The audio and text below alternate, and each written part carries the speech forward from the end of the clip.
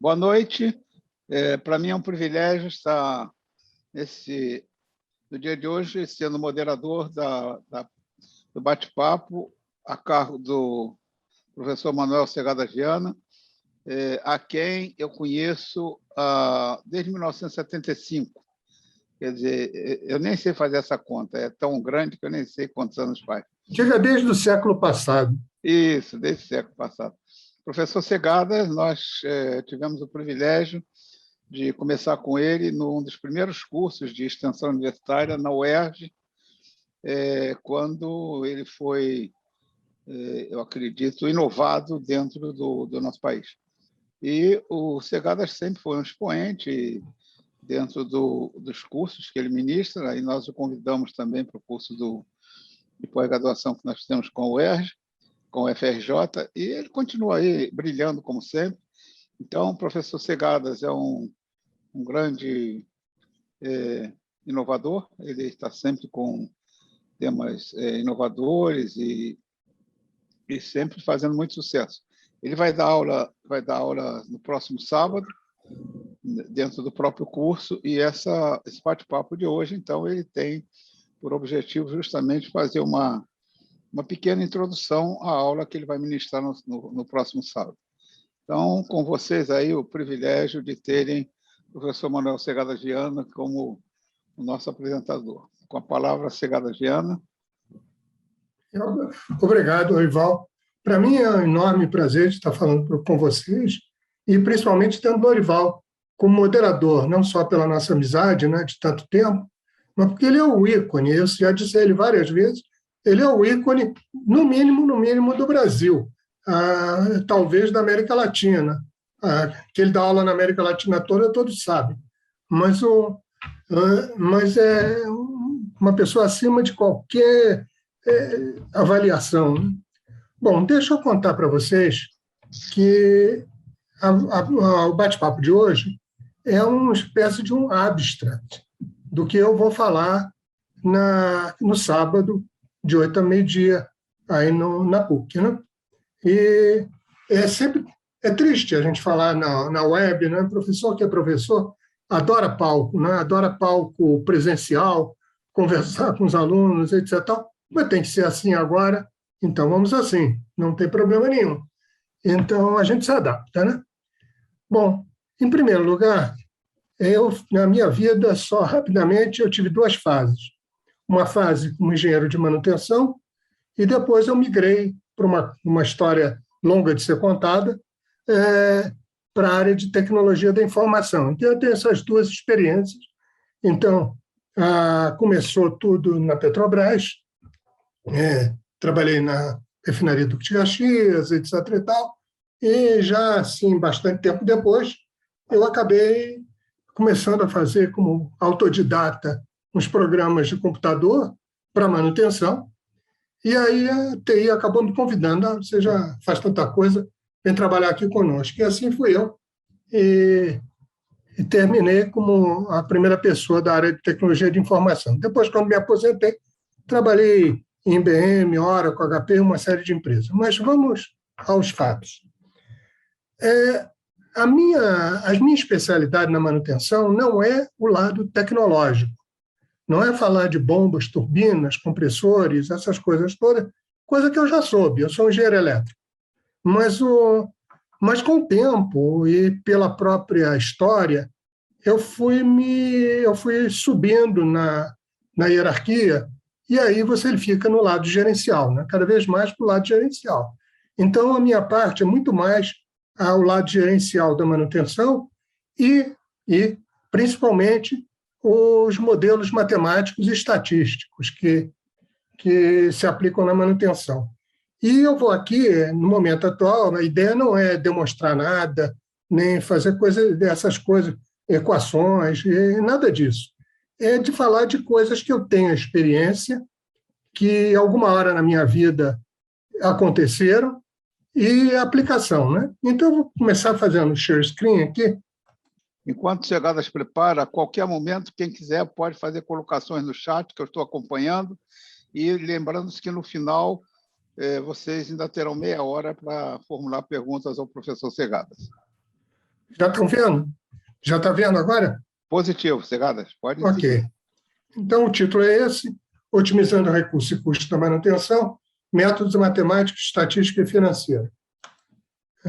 Colocar o maior. E eu vou começar mostrando um slide que são principais indicadores de desempenho. E como eu coloquei embaixo, na fonte, isso é uma pesquisa que a Associação Brasileira de Manutenção faz a cada 2 anos entre as suas centenas de empresas associadas. Então, quem diz que um desses indicadores é bom ou não, ou é usado ou não, é o público, quer dizer, são aqueles que respondem a esta pesquisa, né? Então, se alguém pode estar perguntando, poxa, mas você projetou 2007, é porque esse documento, o Documento Nacional da Manutenção, ele sofreu altos e baixos através dos anos, né? E eu diria que o 2007 foi um ano em que ele foi mais detalhado, mostrando essas histórias todas. Então, eu preferi colocar o deste ano, de 2007, porque não mudou muito desde lá. Então, esses principais indicadores, diz o público pesquisado, que aqueles que sempre estão na pole position, são os principais, né? Custos e disponibilidade, né? Que são os dois lados da balança, né? Os dois pratos da balança. Você pode tentar atingir disponibilidade 100%, mas é capaz de seu custo tender a infinito. Por outro lado, você pode cortar custo, e a sua disponibilidade talvez despenque, né? Então, por isso, ele sempre foi, os dois pratos da balança sempre foram os dois principais. Depois tem o MTBF, o MTTS e o MTTR, tempo médio de reparo, tempo médio entre falhas, e variando ali pelo 5º, 6º lugar está o backlog. Então, eu vou fazer uma pergunta para vocês, tentando fazer participativa. Alguém, qualquer um aqui no grupo, poderia me responder 2 perguntas. Primeiro, o que é o backlog na manutenção? Não quero uma definição matemática, todas as casas decimais, não. A ideia da coisa, o que é o backlog, e depois eu vou perguntar, e qual a utilidade disso? Primeiro, saber o que ele é, o que ele representa. E depois eu quero saber para que ele serve, por que ele aparece em 5º, 6º lugar. Vamos ver se alguém se voluntaria. Nós temos uma resposta aí Deixa eu abrir o chat de novo. Backlogs são as ordens preventivas, atrasadas e corretivas. Essa foi uma colocação do Yuri Damasceno. Ótima resposta. O backlog, na realidade, como já compararam, é uma fotografia. A fotografia do estante. Toda manutenção ela é ordenada a partir de ordens de manutenção, que vão chegando, etc. e tal. Alguma, em geral, existe um sistema de prioridade, alguns com três, digamos, prioridades, outros têm 5. Coisas que têm que ser feitas aqui agora, porque vão afetar a disponibilidade, vão afetar a segurança, etc. e tal. E no último grau, no grau menos urgente, é aquilo que você vai fazer quando puder, quando tiver mão de obra, etc. e tal, alguma folga. E os graus intermediários é alguma coisa que não pode ser feita aqui agora, mas também não pode ficar só quando puder. Tem um prazo de 1 mês, 3 semanas, cada empresa tem suas regras, né? Agora, por que ele é importante? O que está respondido e bem respondido. Por que ele aparece bem colocado, bem na foto, nos indicadores?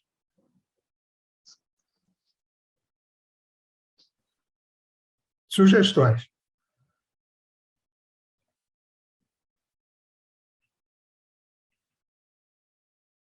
Por enquanto, não temos, não. Eu vou tentar responder. O backlog é um dos indicadores, quer dizer, uma das formas de avaliar se você tem recursos adequados para desempenhar a manutenção. Se você tiver um backlog muito grande, suponha que o backlog fosse assim, ele é um tempo, normalmente é dito um tempo, digamos, 2 semanas, 1 mês, etc. e diz mais ou menos que, em média, uma ordem aparece e leva 2 semanas, ou não sei quanto, para ser executada. Se você resolver ter um backlog de 1 ano, você já foi demitido antes, não há dúvida nenhuma. Agora, em compensação, se você tentar backlog 0, você disse, venha como estiver, que eu vou estar preparado. A gente sabe que a manutenção tem dias melhores, dias piores, etc. e tal. Tem ordens de manutenção que são mais demoradas, outras são mais rápidas. Enfim, ela é variável através do tempo, né? A gente sabe disso. Então, o backlog serve para você ter um feeling se você está bem ou não. Então, por exemplo, agora o backlog, antes de falar nisso, o backlog, na realidade, é uma fila de espera.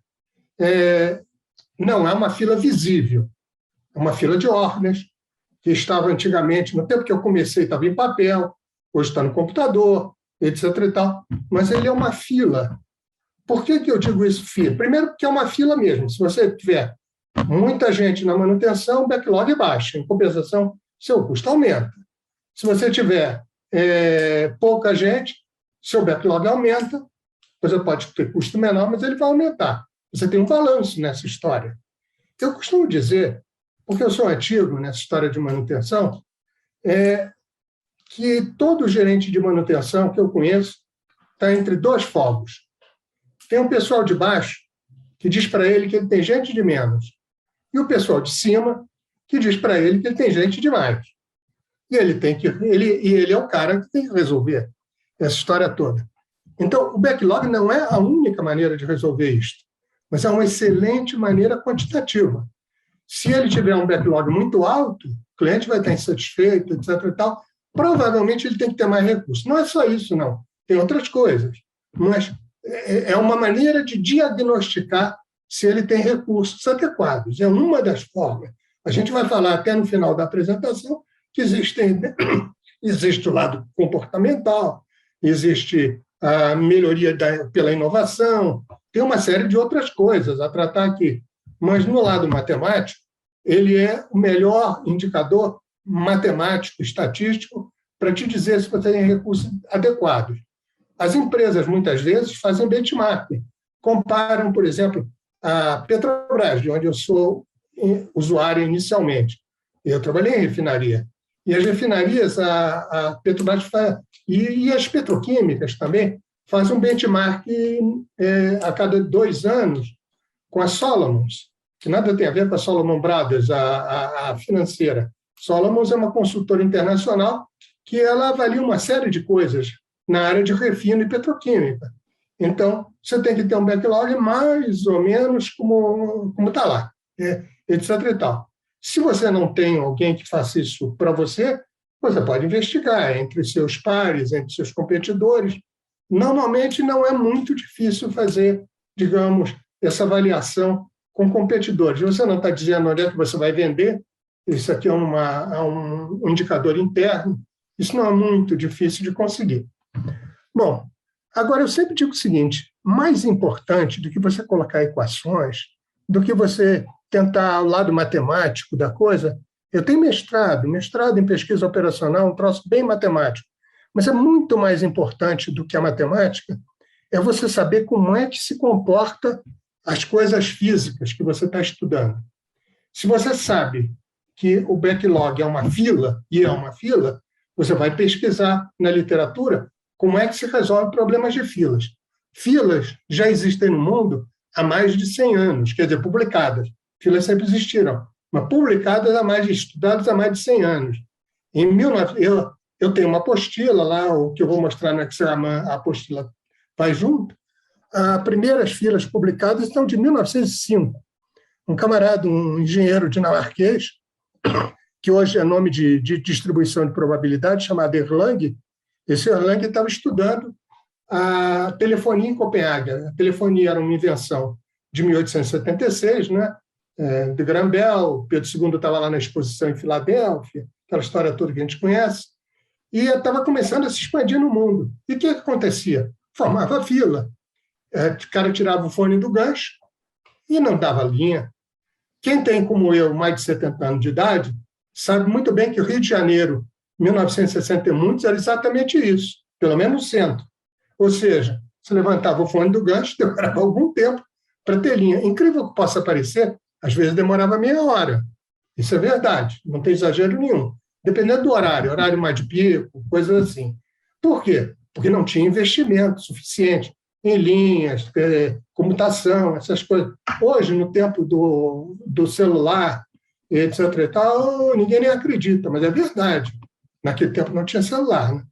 Mas então filas já estão estudadas. E quais as filas que foram mais estudadas com o tempo? Obviamente, aquelas que tiveram maior repercussão financeira. Por exemplo, filas mais estudadas do mundo.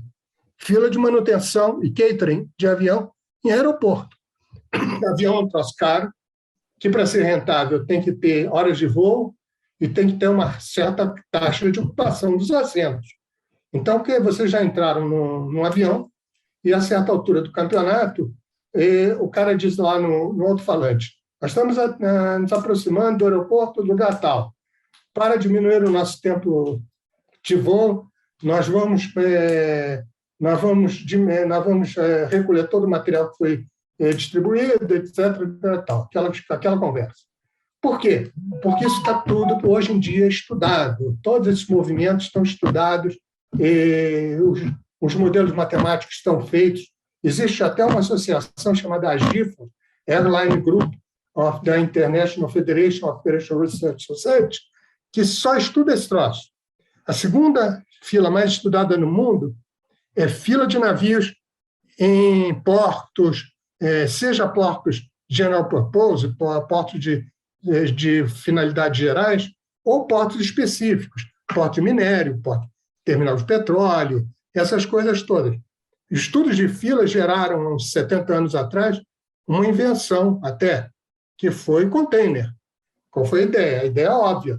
Alguns materiais você coloca digamos, num recipiente, uma espécie de cubos enormes, metálicos, etc. e tal, que são facilmente carregáveis e descarregáveis. Quando o navio chega no porto, ou carrega rápido ou descarrega rápido aquilo, e põe o navio para andar. Então, vieram como uma solução para o problema de filas, uma inovação há 70 anos atrás. Bom, então o backlog é uma fila. Então, agora eu vou ir para alguns exemplos práticos. Acho que eu vou começar por aqui. Depois eu volto no slide anterior. E vocês terão essa gravação. Quem quiser, eu mando o PowerPoint. Está tranquilo. Eu estava dando aula. Isso já estava começando logo depois da minha aposentadoria.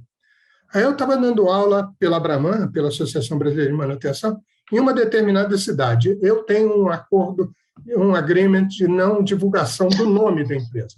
Ela me deixa mostrar isto que você está vendo, mas, por razões dela, ela prefere manter esse agreement. Quando eu estava no intervalo, e eu estava falando de filas, um cara chegou para mim e disse o seguinte: esse troço se aplica ao meu caso? Eu disse: como é que é? Qual é o teu caso? O cara era o gerente de manutenção de uma empresa de distribuição de energia elétrica.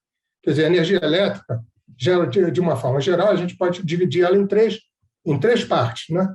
Que é a geração, quer dizer, são as hidrelétricas, termoelétricas, nucleares, etc. e tal. Tem uma parte de transmissão, ou seja, as linhas de alta tensão que vêm lá de Itaipu, de uma série de lugares até o Rio de Janeiro, até São Paulo. E depois tem a distribuição que a gente vê numa tensão mais baixa dentro das cidades, né?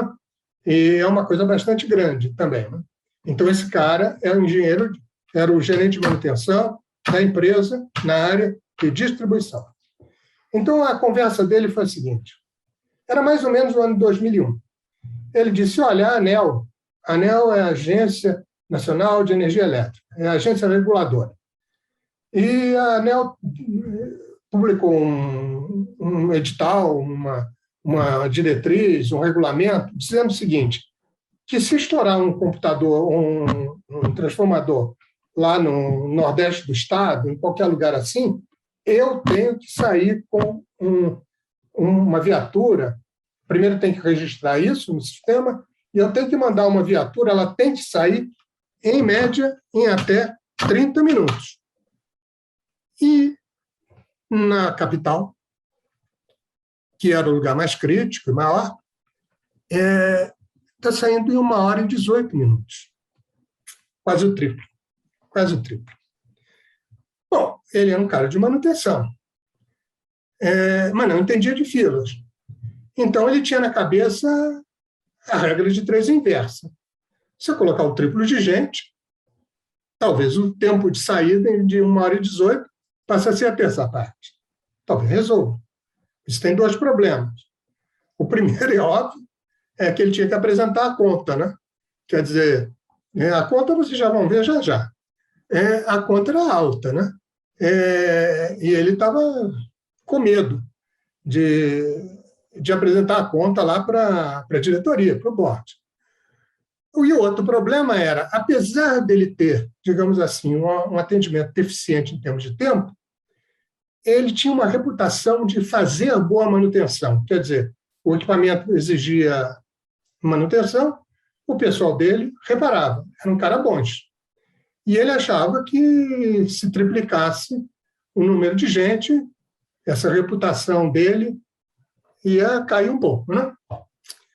Bom, só para dar uma ideia de tamanho, o que vocês estão vendo na frente é o caso de uma das 48 regiões do Estado, a principal, em volta da capital.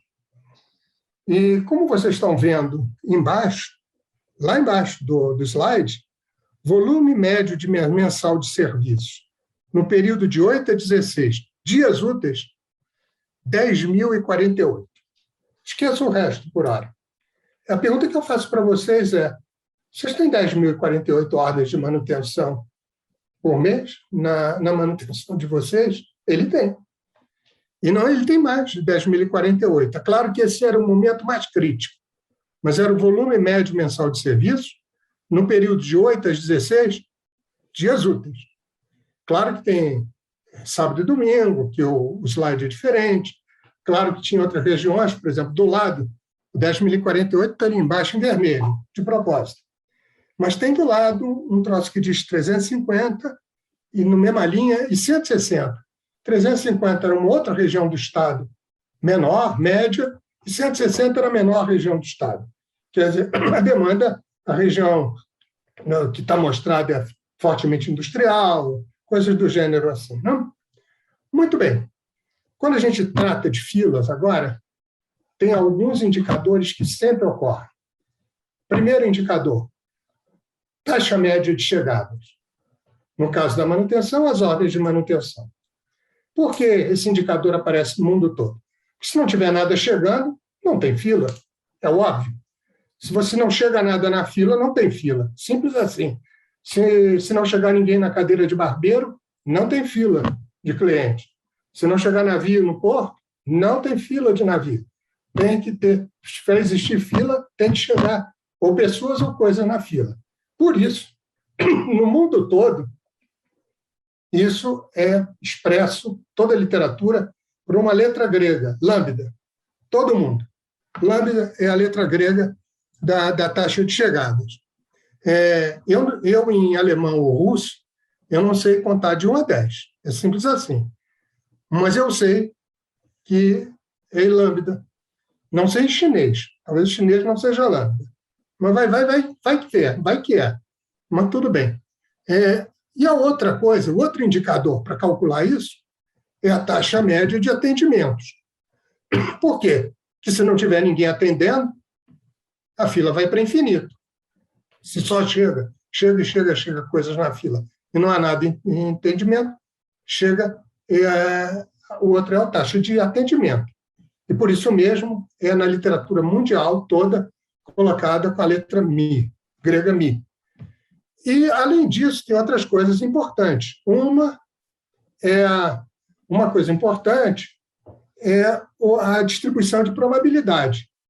Se chegasse como se fosse um relógio, todas as manutenções fossem o mesmo tempo, a mesma quantidade de gente, o mesmo tudo, isso é facílimo de calcular. Não precisa conhecer teoria das filas de jeito nenhum. Se eu tenho capacidade de atendimento de 4 por hora e só chega 2 por hora, eu atendo. O problema é que não é assim na manutenção. O problema é que tem dias melhores e dias piores. Por exemplo, eu não sei, eu não perguntei quem está aqui na nossa apresentação, não perguntei qual é a empresa, não nada. Vou dar uma palpite. A taxa de chegadas na manutenção de vocês é uma distribuição de Poisson. Não vou entrar na matemática, porque é assim. Quer dizer, então tem coisas que a gente sabe, pela experiência. Muito bem. Então, precisa saber qual é a taxa de chegada, qual é a taxa de atendimento, qual é a distribuição de probabilidade de chegadas e de atendimento. E tem um indicador muito interessante. É o que está aí no slide como fator de utilização. E ele vai jogar muito já no nosso troço. Eu vou voltar um slide. A gente mostra na matemática, não vou aqui mostrar a matemática, claro, mas quando o fator de utilização tende para 1, o que é o fator de utilização? É a taxa de chegada sobre a taxa de atendimento. Se eu atendo 4 coisas por hora, e se chegam 3, o meu fator de utilização é 0,75, 75%. Se eu atendo 4, chegam 5, meu fator de utilização é 125%. É a quantidade de tempo, em média, que você está ocupado. Vamos voltar para lá. Aqui está o resultado. Eu calculei isso em Excel, né? Mas, repare o seguinte, para esse volume de PL aqui, que eu estou mostrando aqui embaixo, quando o cara me perguntou, ele falou na história de que ele ia triplicar, mas que tinha muito medo. Eu conheço filas. E ele disse para ele, não vai precisar triplicar nem que a vaca tussa. Ele disse, na tua opinião, quanto eu vou ter que fazer? Eu disse, só tem que calcular. E eu faço a consultoria. Mas, na minha opinião, em torno de 20%. Garanta você. Agora, aí ele, na mesma hora, quis contratar, né? Perguntou, quanto tempo vai levar para fazer isso? Aí eu, como bom consultor, disse, depende. Ele disse, depende do quê? Eu digo, de você ter os dados, é claro. Se você não tiver dado, vai levar 3 anos até você ter dado. Mas se você tiver quais dados? Eu disse, taxa média de chegadas, taxa média de atendimento, distribuição de probabilidade, tal. Ele disse, eu tenho tudo isso. Então, eu disse, 1 semana. Em 1 semana eu faço. O preço é esse, etc. Vamos assinar isso. Você vai dizer que vai pagar, eu vou dizer que faço em 1 semana, desde que tenham tais dados. Tudo bem. Aí, voltei ao Rio, quando eles me contrataram, eu voltei lá e entrevistei 3 lugares. Estava tudo pensado, né? Programado. Uma, manutenção, para entender realmente como é que eles atendiam no dia a dia. Outro, a informática, a TI, para saber como esses dados chegavam e eram tratados, melhor dizendo. E o terceiro, o call center, que é no call center que entravam as ordens de manutenção. Isso levou o primeiro dia. E a melhor de todos foi o último, o call center. Era de onde menos se esperava, daí é que saiu coisa mesmo. Quando eu sentei na frente do gerente do call center, ele olhou para mim e disse assim, a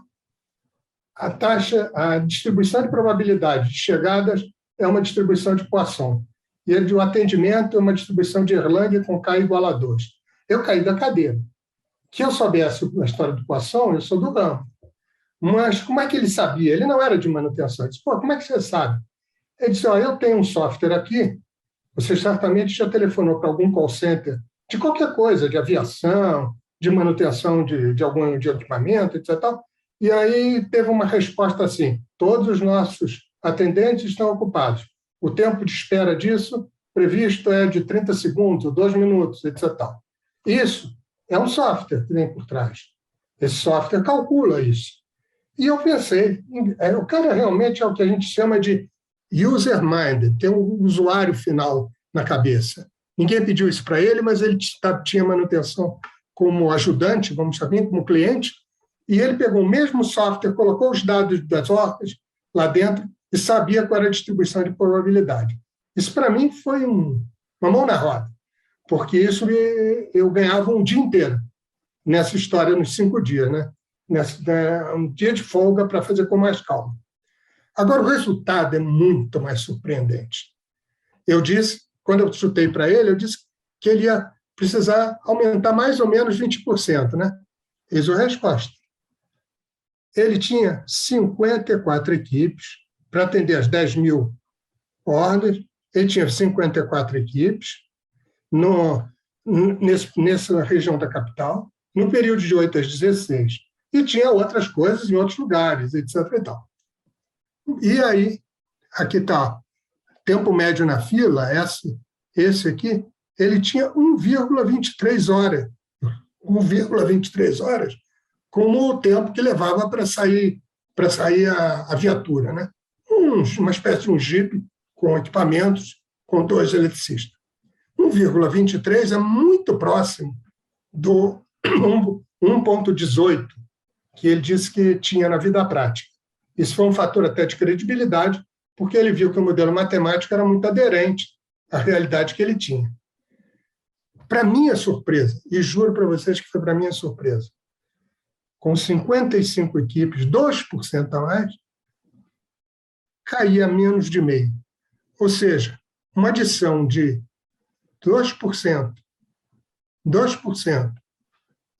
nas pessoas, nas equipes, isso fazia a fila cair para pouco mais da terça parte. Isso era um resultado fantástico. Ele não ia ter problemas de... Foi tão bom que ele marcou para mim falar para o board, para a diretoria, no sexta-feira, no meu último dia lá. Porque aí ele tinha toda a coragem de dizer essas coisas, né? Então, e eu na hora fiquei meditando, me deu por que eu errei nos cálculos, porra. Eu alimentei dado errado. Eu fiquei pensando, aí eu percebi qual é o problema. O problema está aqui, fator de utilização. Ele era daquele, sabe aquele cara de que aqui se trabalha? Aqui se trabalha. Ou seja, o cara que era Caxias, que cobrava os caras, que tudo, etc. Tal. Só que os caras estavam quase 100% ocupados. 0,9988. 98,8% do tempo ocupado. Colocando mais uma equipe, caía o fator de utilização para 97%. Não ia ficar gente ociosa. Esse não era o problema. Mas ia cair estrondosamente. Caía tanto que eles resolveram, inclusive, vou ser franco, eles resolveram colocar, em vez de 55, 56. Continuava sendo assim, com fator de utilização altíssimo, e resolvi o problema. Vou voltar para lá. Esse é o problema. Quando a taxa de chegadas tende a ser igual à taxa de utilização, essa curva é vertical, tende para infinito. Esse é o problema. E aí eu comecei a perceber isso. Foi nesse momento, embora eu já tinha estudado filas no meu mestrado, etc., mas nunca ninguém tinha colocado tão claro essa história, que backlog era para dimensionar a manutenção, tudo bem, etc., mas nunca na minha vida as coisas tinham ficado tão claras. E aí eu comecei a estudar isso. Agora, já aqui. Aplicação de um mergulho no dimensionamento de equipes de mergulho na inspeção. Eu fui orientador de Rodrigo Henrique Costa Moreira, trabalho de conclusão de curso, de 2016. Rodrigo é um rapaz novo.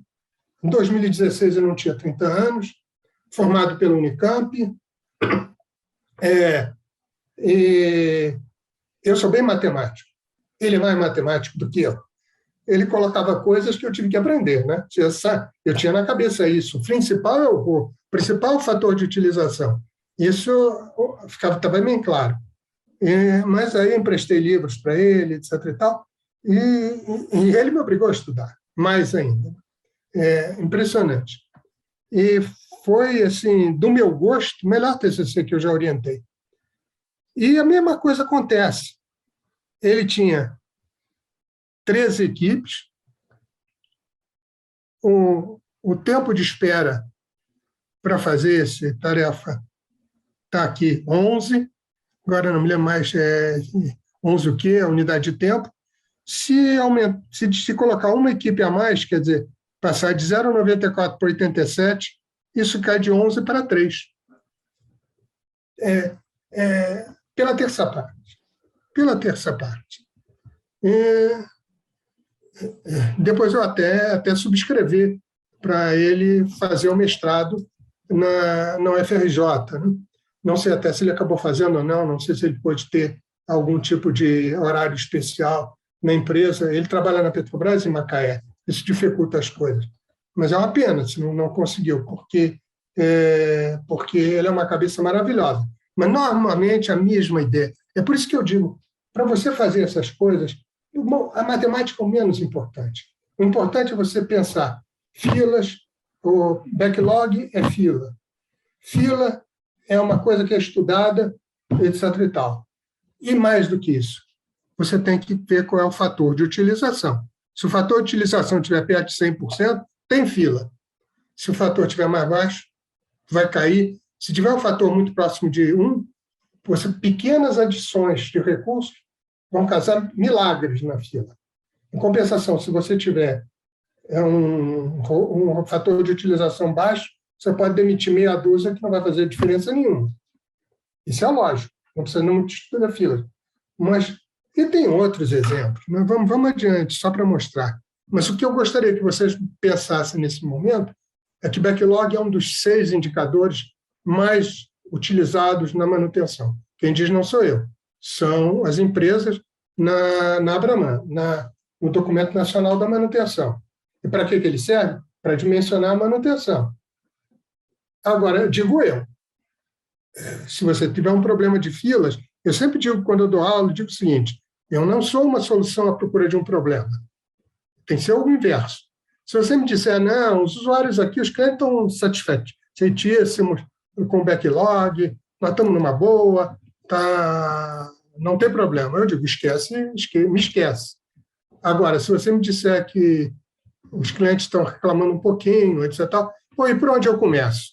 É outra pergunta que me faz. Eu digo, começo pelo importante. Quem sabe, se você for uma grande manutenção, talvez você tenha uma divisão em elétrica, mecânica, etc. e tal. Quem sabe, a elétrica está muito bem, mas na mecânica você tem problemas, digamos, de atendimento. Então, você vai começar pela mecânica. Assim, por exemplo, lá na empresa elétrica, eu comecei pela capital. Por quê? Porque a capital era muito maior que todo o resto. Eu garanto a vocês que se eu diminuísse a capital, mas não olhasse nenhum outro lugar, eu já saía de lá com eles me batendo palmas para mim. A ANEEL não vai no interior, a ANEEL não vai no Raio do Parque. Agora, na capital, eu garanto que vai. Na capital, ele vai querer ver os dados. Então, tinha que começar pelo que é importante. Agora, tem outros. Agora, coisas que eu não mexi, mas outros fizeram. Base Naval de Aratu. Exemplo de dimensionamento de instalações de reparo. Mesma história. A fila média, que é o LQ de navios, com uma capacidade de 4, digamos, equipes de atendimento, cai, se você aumentar de 4 para 5, aumentar 25% aqui, a fila média cai pela quarta parte. Sempre a mesma coisa. É sempre a mesma coisa. Não fui eu quem fiz. Isso é um trabalho publicado. Mas é só para mostrar que isso é fila, né?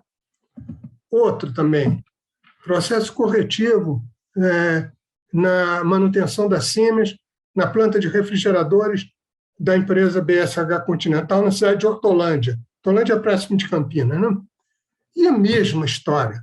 Se você aumentar um pouco os recursos, um pequeno aumento dos recursos, a fila cai de 0,41 para 0,09 aqui. Quer dizer, mas é sempre a mesma história. Qual é o RO? Qual é o fator de utilização? Inclusive está aqui na RO, fator de utilização. Enfim, esse é o primeiro exemplo que eu queria dar para vocês. Filas é um dos exemplos. Mas o importante disso tudo é dizer, você tem que entender que fenômeno você está estudando. Se você está estudando backlog, você está estudando um problema de filas. Qual é a teoria que se aplica nesse troço? Vai ser muito mais importante entender isso do que aplicar as fórmulas. E é muito importante saber que em filas, a taxa de utilização, o fator de utilização, é tudo. Agora, Hoje em dia, muitos problemas de filas você não consegue resolver com Excel. Isso é complexo. Ora, é atendimento, mas ora vai para aí, lá, vai para cá. Então, muitos são atendidos por softwares de simulação, né? Os dois softwares de simulação mais conhecidos no mercado são o Arena e o Promodel. O Arena no Brasil é representado pela Belge e o Promodel, o Arena é representado no Bio pela Paragon e o Promodel é representado pela Belge. Então, estes pontos é só vocês entrarem no site, belge.com.br, paragon.com.br, e vocês vão encontrar. Eu só não fiz, mas não coloquei mais aqui, porque não me adianta colocar em tamanho de fonte 1. Não adianta, né? Quer dizer, ou colocar não sei quantos slides. Então, eu disse, não, vai ser um slide só para isso. Então, mas está lá, é só entrar no site que eu não criei. A única coisa que eu criei aqui foi colocar em vermelho para mostrar que é manutenção. Só isso. Essa é a única coisa que eu fiz, mas palavra por palavra, isso está nos sites da Belge e da Paragon. Então, só não me lembro mais qual que é Belge e qual que é Paragon. Então, o simulador foi usado para obter um número ótimo de sondas de manutenção usados para substituir bombas elétricas submersíveis utilizadas na elevação de petróleo. O sistema compreendia um conjunto de 7 plataformas fixas, cada uma com aproximadamente produção de petróleo. A produção de petróleo é feita usando um método de elevação artificial. Cada poço com uma bomba centrífuga submersa. Isso é Petrobras. Planejamento das operações de manutenção em plataforma. Petrobras. Determinar de forma integrada a melhor alternativa para várias questões operacionais estratégicas, como distribuição de equipes de manutenção, garantia da qualidade, redução de custos e aumento da capacidade de operação. CEMIG. Esse vai além do que eu fiz na empresa elétrica. Eu só lidei com essa que está em vermelho, distribuição de equipes de manutenção. Mas isso foi além. O uso da tecnologia de simulação foi fundamental para Minas Rio, pois permitiu o plano de manutenção, indicando a melhor estratégia de operação e norteando as decisões de investimento do projeto, Anglo-América. E o modelo considerou paradas por manutenção corretiva dos robôs e das máquinas também paradas por setups. Os recursos humanos operam em turnos pré-determinados, considerando os horários de refeição e dias de folga do operador. Cummins. Cummins é uma empresa de São Paulo que faz catalisadores, que são utilizados em refinarias, em petroquímica, mas tem muito mais. Quer dizer, isso aí é só para não fazer 10 slides ou coisa em fonte 1. Né? Agora eu vou mudar.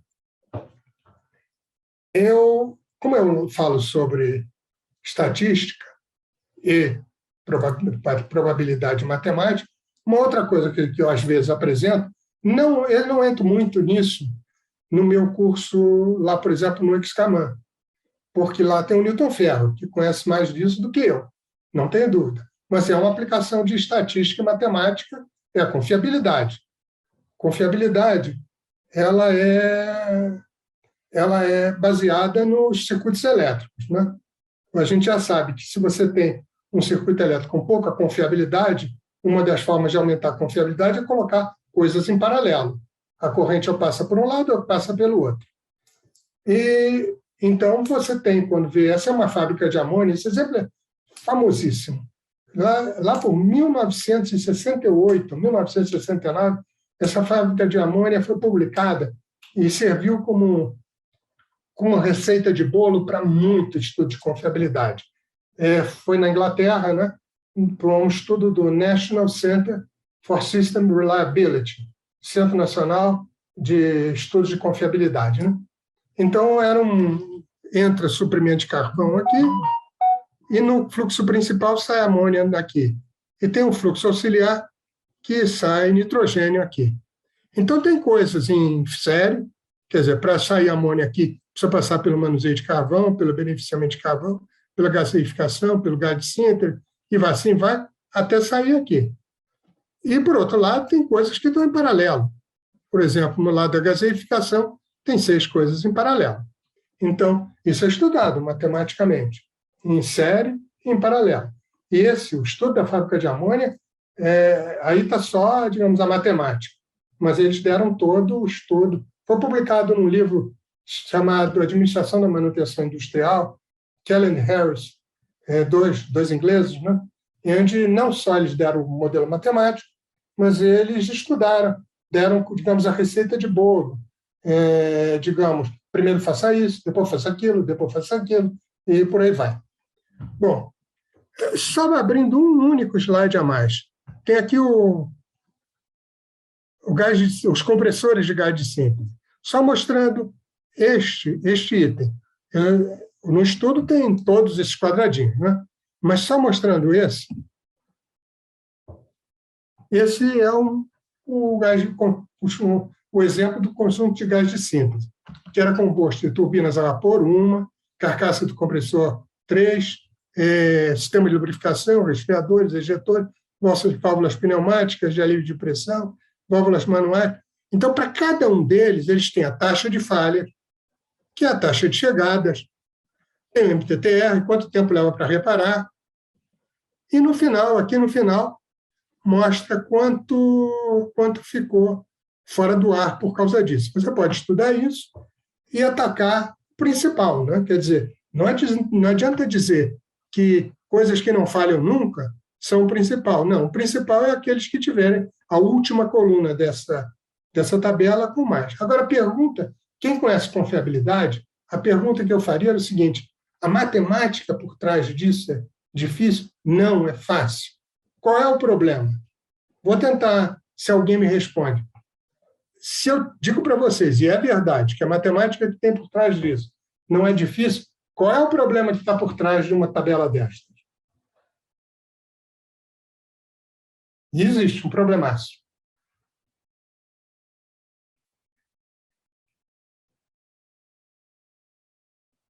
Se não tiver gente dizendo, eu diria ter os dados.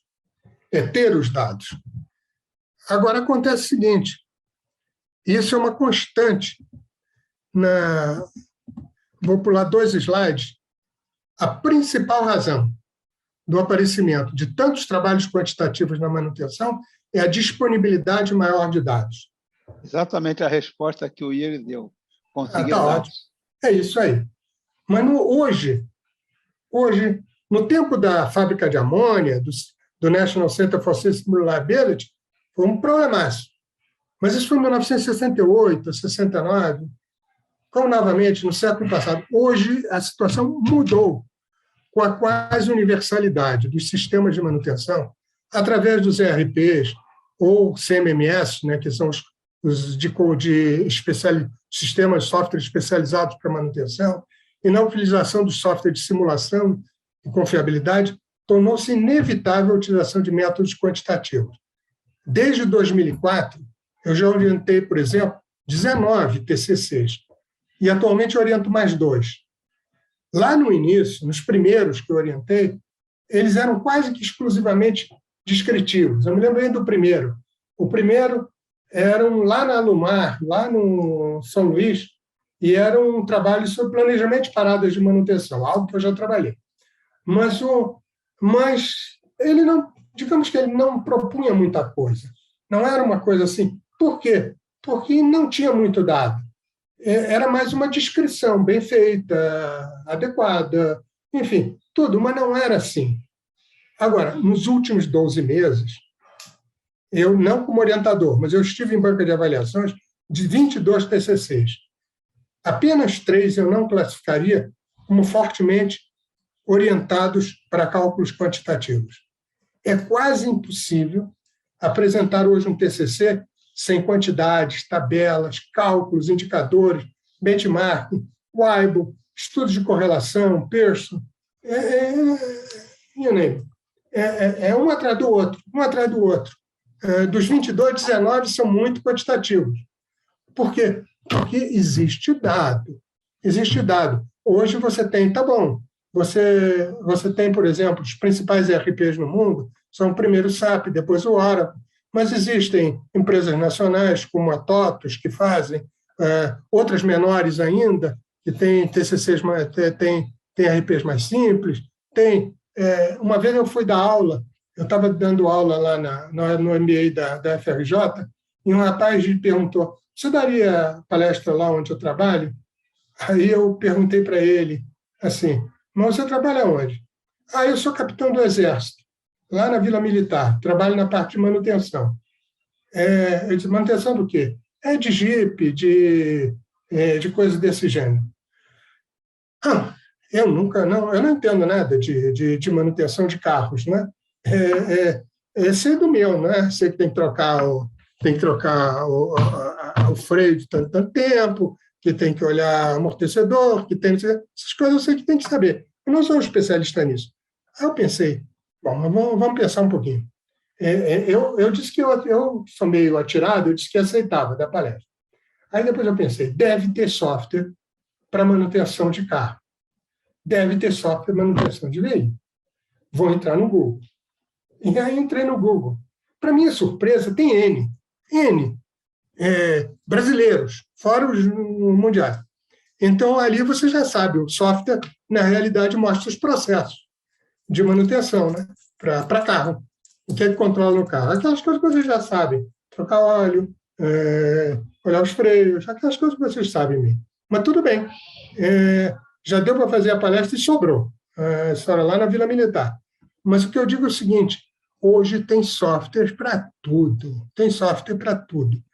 Então, é isso aí. Então, aí eu dei alguns outros exemplos de otimização de probabilidade estatística na manutenção. Mas como são 5 para as 8, eu não quero passar demais das 8 horas, vou passar. Mas há outros lugares onde estatística e matemática se aplicam. Por exemplo, é o caso atual, já que a gente está falando de coisas mais inovadoras, de inteligência artificial, Artificial Intelligence. Esse é um slide do Gartner. O Gartner é de uma apresentação do Gartner. O Gartner, ele pega as aplicações de maior probabilidade de sucesso de aplicação. Esse eu estou dando até o nome do artigo, né? E ele diz que quanto mais específica for a aplicação, quanto mais claros forem os dados, etc., são o que ele chama de great examples. Quanto mais o avesso, quer dizer, quanto mais vago for isso, e quanto mais cheio de coisas, quer dizer, cheio de... não é assim, não é filas, não é matemática financeira, é tudo, a opção de coisa, começa a ficar exemplos mais pobres para aplicação de inteligência artificial. Então, nesses great examples, está a manutenção preditiva, porque tem isso, tem as chegadas, tem a taxa de chegadas, tem tudo aquilo, já tem todos esses softwares de ERP, CMMS, tudo isso tem dado. Por isso que ele aparece aqui. Não é que a manutenção seja tão maravilhosa assim, que os outros não são, mas é porque é bem clara e bem específica. Outro também indo na mesma área. Eu passei minha vida muito tempo numa empresa de petróleo, 30 anos numa empresa de petróleo. Então, a OpenText, que é uma empresa canadense, ela mostra que a área de manutenção é uma das principais possibilidades de aplicação de inteligência artificial e machine learning. Então, em 2018, eles fizeram uma pesquisa entre 200 profissionais da área de óleo e gás, nos 5 continentes, inclusive aqui no Brasil também, metade dos quais em postos de direção, e mostra a área de manutenção como de a possibilidade de esses executivos para desenvolver aplicações de analítica, machine learning e internet das coisas, né, a IoT. Então, eles podiam responder, esses caras podiam responder mais de uma opção. Por isso, se vocês somarem aqui, vai dar mais de 100%. Pois não é aqui na cabeça, quem diz isso não é... É só colocar OpenText no Google. Na cabeça não dá integridade dos ativos e manutenção? Eu fiquei até surpreso, confesso a você. Achava que coisas como desenvolvimento da produção, perfuração, refino, oleodutos e gasodutos deviam ter sido mais citados, mas não foi. Quem disse isso não sou eu, é o OpenText. Ou melhor, quem disse são esses 200 profissionais. E a OpenText não é nem uma empresa de software de manutenção, para combinar. A inteligência artificial na manutenção se orienta principalmente pela correlação de dados e falhas com equipamentos. Ou seja, a gente procura correlacionar os dados e padrões de falhas com equipamentos. Muitas dessas informações encontram-se em ordens de manutenção, hoje tratadas de forma mais organizada em ERPs, Computerized Maintenance System, simulação e confiabilidade. Já se disse que na manutenção inteligência artificial é estatística mais programação. Por exemplo, no Congresso da Abramão, o último, no ano passado, a Transpetro mostrou um trabalho lindo, mas absolutamente lindo, mostrando a aplicação da inteligência artificial e, no lado matemático, foi resolvido em Excel, com as ideias de correlação entre dados e falhas. Isso explica porque, na experiência de desenvolvedores de aplicação de inteligência artificial, mais de 50% é passado na limpeza dos dados e no estabelecimento de correlações. E, para terminar essa aula de inteligência artificial e companhia, a importância dos dados pode ser dita hoje. As 10 maiores empresas no mundo em valor de mercado são da tecnologia de informação. Apple, Microsoft, Alphabet, Amazon, Facebook, Alibaba, Tencent Holdings, etc. Em 2010, não foi no século passado, não. Em 2010, só a Apple, que era a terceira, e a Microsoft, que era a oitava. As duas estão em segundo e terceiro. Como disse esse cara, Clive Hubbard é um matemático de Londres, e ele disse que o dado é o novo petróleo. Talvez seja um pouco exagerado, mas tem ponto de verdade. Fonte aqui é Economática e Bloomberg. Outra coisa que eu ensino, e aqui eu vou investimento e contratação de serviços. Isso remonta ao dia que eu cheguei na Reduc, na refinaria Duque de Caxias, em dezembro de 1966. Eu, engenheiro elétrico, de 23 anos, nunca tinha visto a história de matemática financeira, nunca tinha lido nada disso, nada. Pensava que eu ia para lá havia na época uma pequena termoelétrica lá dentro, para suplementar, digamos, o fornecimento de energia elétrica pelas empresas elétricas, etc. Estou pensando que ia ser isso. Não, parei na manutenção. E aí a primeira coisa, tudo bem, nós queríamos que você estudasse uma coisa que caiu aqui, porque a gente tem que decidir se a gente vai comprar um determinado equipamento para atender um certo processo ou se vamos contratar serviços para fazer isso. Queria lembrar vocês que em 1966 não tinha internet, não tinha Google, não tinha celular, não tinha WhatsApp, não tinha nada disso. Ou seja, você recebia isso e era uma loucura, né? Mas eu sempre fui meio rato de biblioteca, e aí eu fui para a biblioteca da refinaria, não tinha nenhum livro, não tinha nada disso. Aí eu disse, vou para o centro da cidade. E aí comecei a descobrir livro, etc. e tal, e comecei a estudar. Eu não vou passar por cada disso. Lá no Ex da Gamonha, eu já faço umas 2 horas nisso. Esses exemplos aqui são teóricos. Os exemplos da vida prática são mais complexos. Mas é isso. Você tem uma máquina antiga que tem mais trabalho, tem mais mão de obra, mais material perdido, mais seguro de taxa de propriedade, mais suprimentos. Tem uma máquina nova, que tem menos de tudo isso, mas, em compensação, tem um custo de 30 mil. É exemplo imaginário que eu fiz. Não é um exemplo da vida prática. Mas aí, o que a gente pode fazer com essas coisas? Pode calcular a vida útil. Só estou dizendo que a gente pode entrar nessas coisas, calcular a vida útil. A gente pode depois comparar. Ou eu contrato a máquina nova, ou eu contrato serviço. Se eu contratar a máquina nova, gasto 30 mil de cara e depois 16.200 durante a vida útil, que já calculei, 8 anos. E o serviço? Serviço eu vou contratar, custa 70 por hora, 70 N. Se você faz os cálculos pela matemática financeira, depende do N. Se for melhor contratar serviço ou contratar máquina nova. No caso desse N aqui, dá 343 horas. Ou seja, se você tiver menos de 343 horas de serviço para esse tipo de coisa, é melhor você contratar o serviço, não investir na máquina e não nada. Agora, se você tiver um troço mais permanente, melhor contratar a máquina. Quer dizer, isso é o lado matemático. Tem outras coisas para pensar. Eu li isso aqui. O Luiz está fazendo uma colocação. Boa noite. Quais passos de busca de conhecimento você aconselharia para quem quer iniciar neste mundo da manutenção Por onde começar? Duas alternativas. Se você quer uma ideia assim, bastante ampla da manutenção, ou seja, se é realmente ler sobre tudo da manutenção, ter uma ideia geral, é claro que o primeiro livro que eu indico é o Uptime, do John Dixon Campbell. Só eu acho que o Uptime, né, se você não é fluente em inglês, tem muita gente que não é fluente em inglês, mas é fluente no inglês técnico, né? Quer dizer, tem essa vantagem. O Uptime está disponível na Amazon. Mas se você não é fluente no inglês, eu indico os livros do Lorival, claro. É a seguinte ideia, logo aqui. Então, e se você tiver se você quiser digamos, a visão geral da manutenção, e bem atualizada, bem isso, bem aquilo. Agora, eu costumo sempre dizer que eu não sou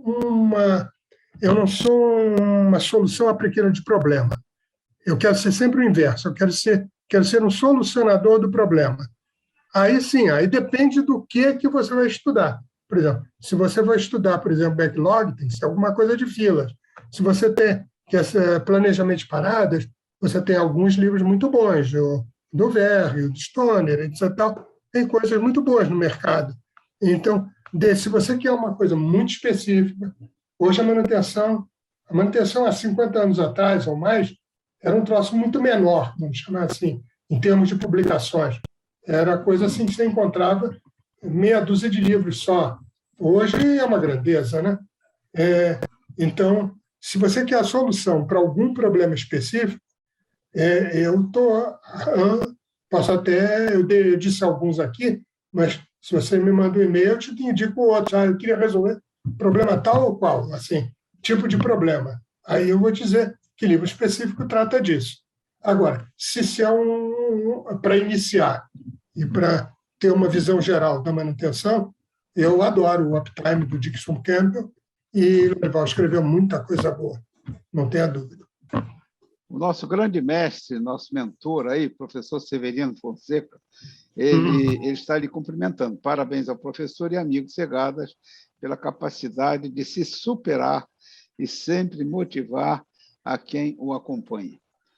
Temos aqui também um outro comentário do Luiz Mineiro. Luiz Mineiro, boa noite. Quais os passos de busca de conhecimento aconselha para quem quer iniciar nesse mundo da manutenção? Por onde começar? É isso que eu disse. Se for para iniciar e ter a visão geral, eu diria que o Uptime, do John Dixon Campbell, que está aí na minha bibliografia, ou não sei se o Lorival ainda tem aquele livro, eu tenho ele, mas se ele ainda está digamos, na Amazon, ou coisa parecida. Eu começaria, se for um livro genérico, se for alguma coisa para aprender tudo aquilo, na minha opinião. Bem, se você está se referindo à administração moderna e manutenção, ele pode ser encontrado sem qualquer custo no site www.mantenimentomundial.com. Aí encontra ele de graça, sem qualquer custo. Se está se referindo à manutenção centrada no negócio, que você fez a menção aí, muito obrigado, esse livro só existe agora em espanhol, e vocês teriam que procurar no www.noria.com.mx, México. Bem, temos aqui um outro comentário do Alex Marcelo. Posso dar mais uma sugestão? Pode, doutor Nelson. Você sempre pode. além do que o Segadas falou, que eu acho que realmente é o máximo que está aí na área, eu sugeriria entrar no blog Tech, que é do Stoner, que tem um histórico de publicações lá fantástico. Eu copio tudo e aí você pode entrar, interagir, perguntar.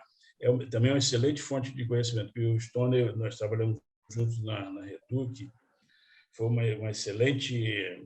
E ele está renovando toda semana tem um blog novo. E eu vou dar mais uma sugestão, num troço que é mais ou menos de graça. Coloca no site, coloca Plant, PLANT, _maintenance, manutenção em inglês. Plantness, plant, que é fábrica, né, em inglês. Plant, traço, não é o underline, não. Plant-maintenance.com. Esse site é um site australiano, muita coisa está em inglês, tudo bem. Esse é o ponto. Mas só para vocês terem uma ideia, só de artigos, tem uns 1000. Se você quiser artigos gerenciais, tem. Eu queria ver um sobre bombas. Tem uns 40 artigos sobre bombas. Tem desde dos genéricos, vamos chamar assim, e quase esses artigos são todos grátis. Ali os artigos. Agora, tem uma seção de livros, o livro é livro, vai ser pago, né? Mas tem cerca de 1000 ou mais. Quando eu digo 1000 ou mais, é porque eu não conheço mais que uns 20%. Os 20% do que está ali. Não tem tempo para isso tudo. O site é gigantesco. Ele só não está muito moderno. Não espere inteligência artificial na manutenção, e essas coisas ele não tem. Muito moderno ele não tem. Mas os mais clássicos, os assuntos mais clássicos, está tudo lá. Plant-maintenance. Segadas, tem mais 3 comentários aqui. O Alex Marcelo, ele parabeniza você pelo conteúdo incrível, por mais lives como essa, agregando muito valor a iniciantes na carreira como eu. Muito obrigado. Eu que agradeço o tempo. Temos um outro comentário do Luiz Alexandre Nascimento. Boa noite a todos. Quero agradecer a excelente bate-papo, muito agregador na minha carreira profissional e pessoal. Conteúdo incrível, parabéns. Outro comentário do Yuri, que inclusive teve uma boa participação nesse bate-papo. Tenho uma pergunta. Na empresa que trabalho, não vejo muito ser discutido métodos matemáticos ou estatísticos em manutenção. Na verdade, as pessoas nos cargos de gerência têm muita experiência em campo e com pessoas, mas não acadêmica. Isso é comum ou apenas não chega na ponta? Sou estagiário há quase 2 anos em manutenção, então talvez essas informações não cheguem a mim. Mais uma vez, obrigado pelo bate-papo, aprendi muito e me formo agora em engenharia elétrica na UFRJ, e meu orientador acadêmico me recomendou o seu bate-papo e não me arrependi. Então, está aí. Eu diria o seguinte, está mudando. Essas coisas, às vezes, demoram um pouco para mudar, né? Quer dizer, essa visão que você está colocando dos gerentes, etc. e tal, era perfeitamente válida, perfeitamente usual, vamos dizer, no tempo que eu comecei. Como o Nelson está aí, e eu não vou citar o nome do santo, porque ele talvez conheça, mas quando eu comecei a trabalhar na Reduc, isso antes do Nelson entrar na Petrobras, mas aí eu estava no grupo que colocou as primeiras aplicações de PERT CPM para planejamento de parada, né? Foi assim que eu comecei me orientando da manutenção para TI, né? Ajudando a fazer um programa em Fortran para fazer o que hoje o MS Project faz melhor. Mas naquela época não tinha nada disso. Então, tinha um determinado gerente da manutenção que chegou para o nosso grupo, era um grupo mais ou menos como eu, tudo jovem. O mais velho tinha 2 anos mais que eu, tinha 23, o mais velho tinha 25. E nós colocamos essas ideias, né?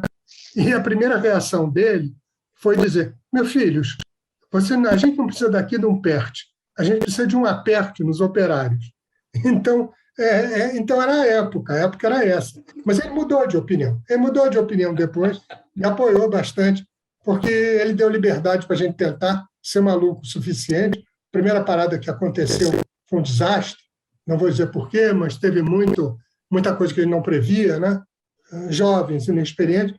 Aí a gente aprende pela prática, né? Ou você aprende na teoria, ou você aprende levando na cabeça, levando na cabeça. A gente aprendeu, a segunda parada já foi 80% boa, etc. E tal. E ele apoiou. Inclusive, depois dele dizer a história que precisava do aperto nos operários, ele disse, escuta, mas tem uma coisinha, eu tenho visto aí uns artigos dizendo que isso está sendo aplicado em refinaria no mundo inteiro. Não vai ser na minha refinaria que não vai acontecer. Vocês vão sentar, aqui deu muito errado, vocês vão sentar, vão entender o que fizeram errado e vão me trazer ideias. O prazo de vocês para novas ideias é 1 mês. Vão trazer. E a gente colocou, ele apoiou, e a segunda já foi muito melhor. Mas, quer dizer, naquela época era assim, a ideia, os caras não eram antigos, né? É a tal história, é aquilo mesmo que eu digo. Eu, por exemplo, na minha idade, eu não pretendo mais estudar bombas, turbinas, compressores, nada disso. A tecnologia mudou muito, né? Mas no lado gerencial, estou bem atualizado. Agora, mas com o tempo vai mudar, pode ter certeza que vai mudar aos pouquinhos. Agora, para você que perguntou, eu diria o seguinte, se você está trabalhando, tente entender 2 coisas, custo e disponibilidade. A melhor coisa que você pode falar para eles é que se o custo baixa, ou se a disponibilidade aumenta, sabendo que são 2 pratos da mesma balança. Tem que mexer nos 2 simultaneamente. Mas tem que entender qual é o objetivo deles, qual é o problema deles. E o problema deles é sempre o mesmo.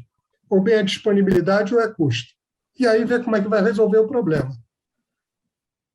Ok, Segadas. Tem aqui um comentário, aliás, não é um comentário, aqui seja uma recomendação do Rubens, falando, deve ser algum livro, alguma referência que ele está dando. É o McNary Lubrication. Então, que realmente alguma referência bibliográfica que ele está dando. Tem outra aqui que é do Tiago, que diz, mais uma excelente palestra, parabéns, professor Segadas. O outro é do Marco, em que ele diz, ótimo bate-papo. Temos aqui o Jefferson fazendo outro comentário, parabéns, professor Segadas, excelente palestra, muito obrigado. Então, doutor, você fez aí o sucesso que era esperado, né? Nós todos já sabíamos, aliás, era esperado, mas não tínhamos certeza que ele ia acontecer. Então, se alguém tem algum comentário a fazer, caso contrário, nós vamos dar a palavra aí ao Nelson. Quer falar? Eu queria só lembrar um negócio que eu sempre falo, porque eu tinha um professor que falava isso. Mas o Segadas falou, você citou aquela história de fazer, de ouvir, não sei o quê, né? daquele gringo lá. Eu tinha um professor de Johnny Johnson na Westinghouse, lá nos Estados Unidos, lá em Pittsburgh, que o treinamento dele tinha toda a sala tinha uma plaquinha assim: you hear, you forget, you see, you remember, you do, and then you understand. Então, vim bem ao encontro dessa que você colocou na citação daquele caboclo. Se eu posso dizer que não é meu, não, é do Johnny Johnson, que era professor da Westinghouse na época. Ok, obrigado. É uma contribuição. Valeu, Nelson.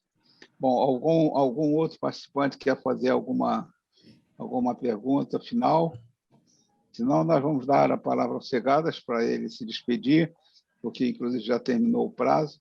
Agradecendo a todos a presença, foi realmente uma noite memorável e esperamos aí encontrar o máximo possível de participantes na aula do Segadas. Eu estou reconhecendo aqui alguns participantes que são nossos alunos já, portanto, já vão estar certamente na aula do Segadas, no próximo sábado.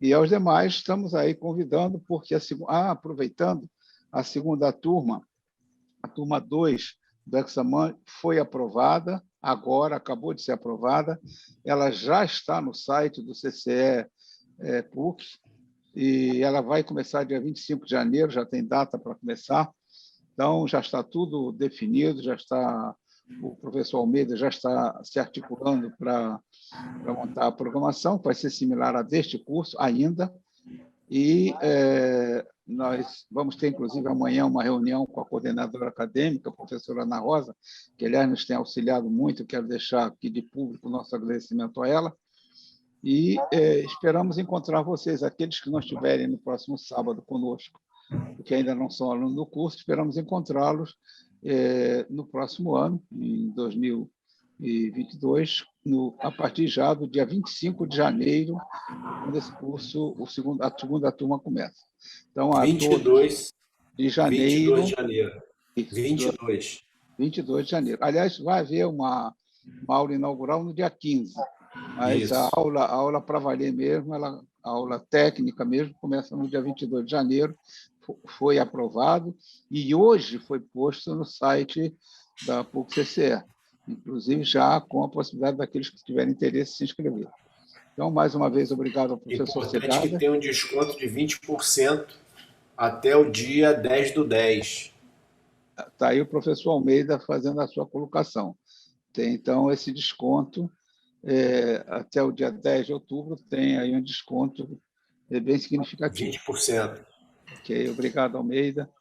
Nada, bem, professor. O professor Almeida quer fazer algum comentário final? Não. Estou muito feliz da participação do Segadas. Eu acho que é um ícone que se junta ao ex-Gaman, mais um grande professor.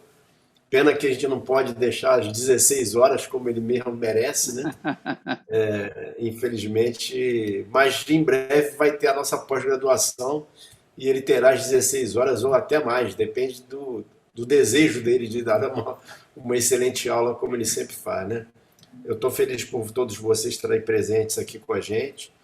É uma honra a gente estar participando aí desse evento com o CCE. É um evento promovido exatamente como o professor Loival falou, para divulgar nossa segunda turma, né? E é uma grande vitória.